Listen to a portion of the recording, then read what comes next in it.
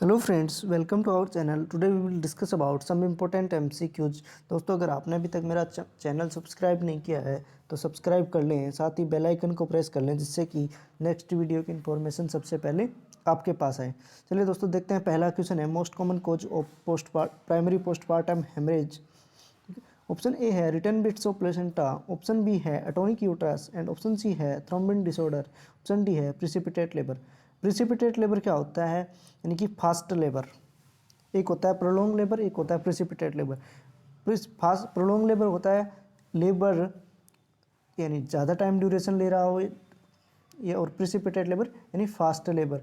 Labour done, इसका जो criteria है वो है labour done with in 2 hours. ठीक है, तो जो प्रिसिपिटेट लेबर है वो तो अपना प्राइमरी पीपीएच का कोज नहीं हुआ। ठीक है, ऑप्शन सी है वो थ्रोम्बिन डिसऑर्डर। जो थ्रोम्बिन डिसऑर्डर होते हैं वो किसकी कमी से होते हैं? क्लोटिंग फैक्टर की वजह से, जिनका अपन पहले ही डायग्नोसिस कर लेते हैं ड्यूरिंग द प्रेगनेंसी। जैसे टेस्ट करते हैं, एपीटीटी है, पीटीआईएनआर है, या और भी जो हीमोडायनामिक टेस्ट किए जाते हैं हम ड्यूरिंग द प्रेगनेंसी, तो उनसे अपने को पता चल जाता है कि इसमें थ्रोम्बिन डिसऑर्डर है। ठीक है, ऑप्शन ए जो है वो है रिटेन बिट्स ऑफ प्लेसेंटा। ठीक है, यानी कि प्लेसेंटा के कुछ बिट्स या टुकड़े किसके अंदर हैं? यूट्रस के अंदर रह गए। और जो प्लेसेंटा है वो कैसे बाहर निकलेगा? कॉन्ट्रैक्शन की वजह से। और जो एटोनिक यूट्रस है, यानी कि यूट्रस के अंदर कोई कॉन्ट्रैक्शन नहीं है। ठीक है, जब कॉन्ट्रैक्शन ही नहीं होगा तो जो बचा हुआ प्लेसेंटा है वो बाहर कैसे जाएगा? ठीक है, और जो प्लेसेंटा बाहर आता है किसकी वजह से? यूटेराइन कॉन्ट्रैक्शन की वजह से। ठीक है, तो अपना ऑप्शन ए तो आंसर नहीं हुआ। रिटेन बिट्स ऑफ प्लेसेंटा तो आंसर नहीं हुआ, क्योंकि ऑप्शन जो रिटेन बिट्स ऑफ प्लेसेंटा है वो किसका खोज है? सेकेंडरी पीपीएच का। ऑप्शन बी है एटोनिक यूट्रस। तो अपना जो प्राइमरी पीपीएच का जो आंसर हुआ वो क्या है? खोज है वो है एटोनिक यूट्रस। तो option B is the right answer. चलिए देखते हैं next question. Pelvic inflammatory disease does not include. Option A है एंडोमेट्रियोसिस, ऑप्शन बी है सर्विसाइटिस एंड ऑप्शन डी है साल्पिंजाइटिस एंड ऑप्शन डी है वेजाइनाइटिस। चलिए देखते हैं इस क्वेश्चन को। ये क्या है? फीमेल रिप्रोडक्टिव सिस्टम, जिसमें क्या हुआ? ये हो गया ovaries, fallopian tube, uterus, cervix and vagina. ठीक है, तो एंडोमेट्रियोसिस है वो क्या है? Inflammation and proliferation of uterus. ठीक है, तो एंडोमेट्रियोसिस तो कहाँ होगा? यूट्रस के अंदर। ठीक है, सर्विसाइटिस है, सर्विक्स कहाँ है? Below the, just below the uterus. ठीक है, ऑप्शन सी है साल्पिंजाइटिस यानी इन्फ्लामेशन ऑफ फैलोपियन ट्यूब, वो कहाँ हुआ? ये हो गया फैलोपियन ट्यूब। ठीक है, ऑप्शन जो डी है वेजाइनाइटिस, ये वेजाइना कहाँ हुआ? Outer from cervix. ठीक है, तो क्वेश्चन अपना कह रहा है pelvic disease inflammatory disease does not include, यानी जो पीआईडी क्या हुआ? Disease of pelvic organ. ठीक है, क्या साल? हाँ है। क्या यूट्रस पेल्विक ऑर्गन है? क्या हाँ है। क्या सर्विक्स पेल्विक ऑर्गन है? है। पेल्विक ऑर्गन है। वेजाइना पेल्विक ऑर्गन है, लेकिन ये क्या हो गया? आउटर, यानी कि पीआईडी के बिल्कुल ही रेयर चांस, यानी कि न के बराबर चांस है वेजाइना के अंदर पीआईडी होना।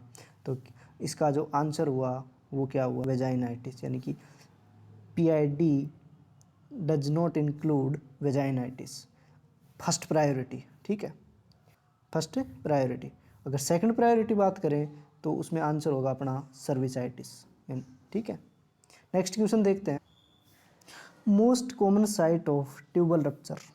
Most common site of tubal rupture, यानी कि ऐसी कौन सी साइट है जहाँ पे ट्यूबल रप्चर होती है सबसे ज़्यादा? ठीक है, ऑप्शन ए है एम्पुला, ऑप्शन बी है एस्थमस एंड ऑप्शन सी है इंटरस्टिशियम एंड ऑप्शन डी है इन्फेंडिबुलम। इस क्वेश्चन का आंसर देने से पहले आपको जानना होगा कुछ फैलोपियन के बारे में, फैलोपियन ट्यूब के बारे में। ठीक है, चलिए देखते हैं। ये क्या है अपनी फेलोपियन ट्यूब, ठीक है।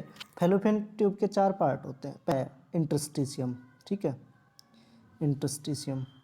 दूसरा है इस्थमस, ठीक है। तीसरा जो कि longest part of fallopian tube है। फोर्थ वन है इन्फेंडिबुलम, और जो लास्ट में फिंगर लाइक स्ट्रक्चर है उसको अपन बोलते हैं फिम्ब्रे, ठीक है। तो ऑप्शन जो ए है एम्पुला, ये हो गया अपना एम्पुला, ठीक है। इंटरस्टिशियम जो है वो क्या है, आपको दिख रहा होगा थिकस, वो कौन सा है, इंटरस्टिशियम, ठीक है, इंटरस्टिशियम। और जो इस्थमस है वो क्या है, सबसे ज़्यादा narrowing part of fallopian tube, narrowing and thinnest part of fallopian tube. Ampulla है वो क्या है, longest part of fallopian tube, ठीक है।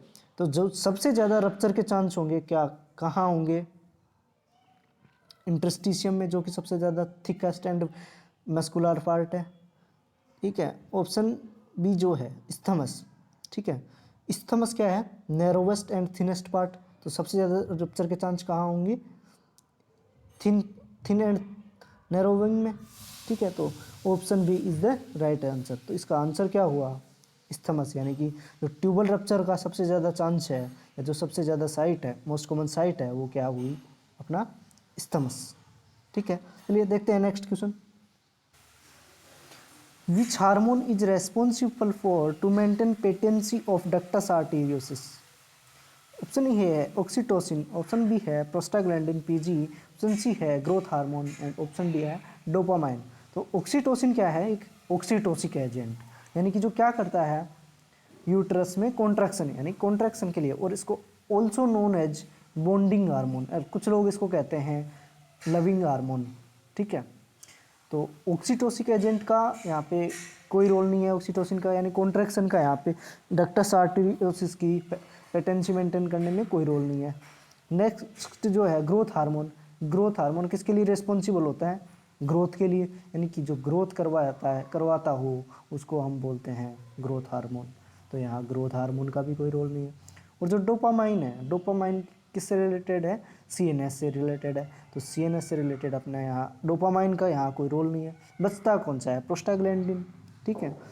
प्रोस्टाग्लैंडिन जो क्या करता है, डक्टस आर्टेरियोसिस की जो पेटेंसी है उसको मेंटेन करके रखता है। तो राइट आंसर क्या हुआ अपना, प्रोस्टाग्लैंडिन। तो option B is the right answer. चलिए देखते हैं नेक्स्ट क्वेश्चन।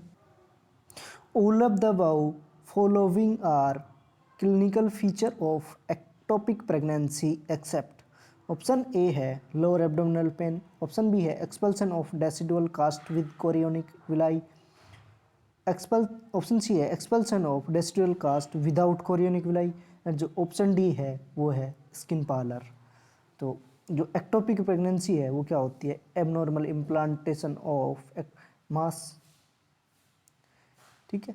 तो इसमें क्या पूछ रहा है, एक्सेप्ट पूछ रहा है, यानी कि 3 ऐसे हैं जो कि एक्टोपिक प्रेगनेंसी के अंदर अपने को देखने को मिलेंगे, और एक जो है एक्टोपिक प्रेगनेंसी के अंदर नहीं देखने को मिलेगा, वही अपना क्या है आंसर, ठीक है।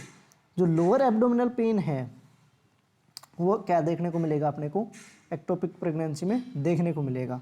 ऑप्शन बी है expulsion of decidual cast with chorionic villi, option C है expulsion of decidual cast without chorionic villi, and skin parlour.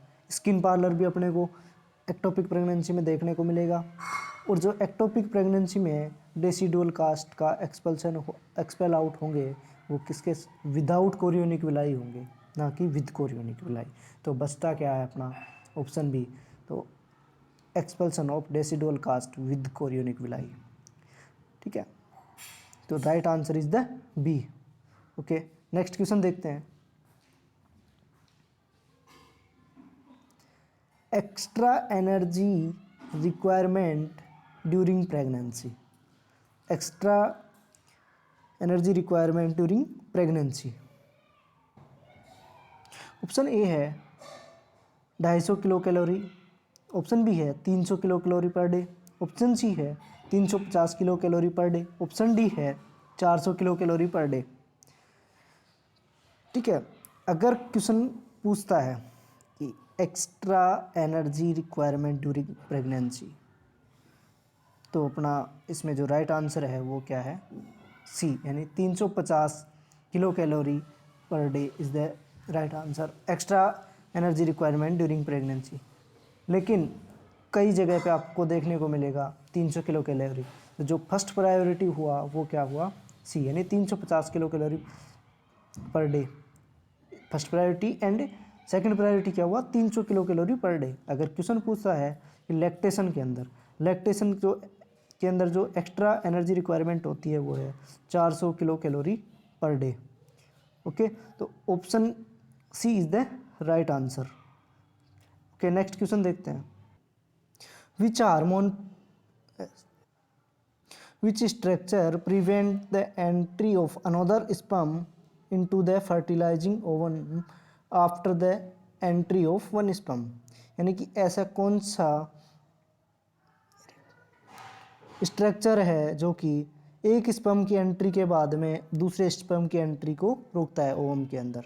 ठीक है, ऑप्शन ए है फर्टिलाइजिंग मेम्ब्रेन, ऑप्शन बी है कोरोना रेडिएटा, ऑप्शन सी है vitelline membrane and option D है all of the above. Okay, फटाफट से आप अपना आंसर पुट अप कीजिए, then I will give you right answer.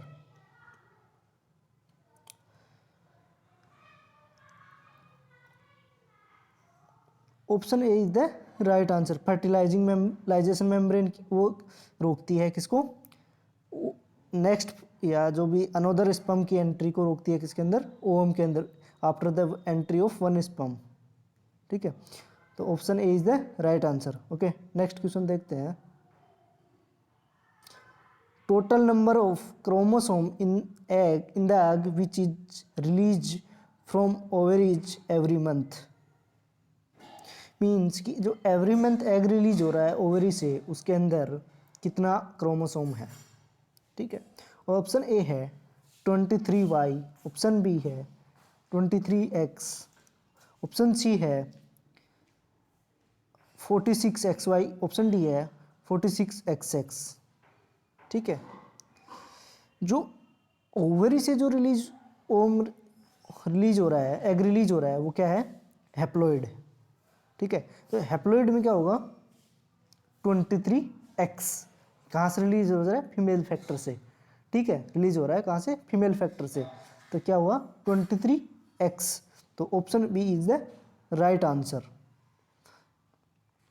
ठीक है, अगर दोस्तों वीडियो अच्छी लगी हो लाइक कीजिए, शेयर कीजिए अपने सभी फ्रेंड्स में, एंड चैनल को सब्सक्राइब कीजिए, साथ ही बेल आइकन को प्रेस कर लीजिए, जिससे कि हमारे नेक्स्ट क्लास की या वीडियो की इन्फॉर्मेशन सबसे पहले आपके पास आए। Okay, thank you.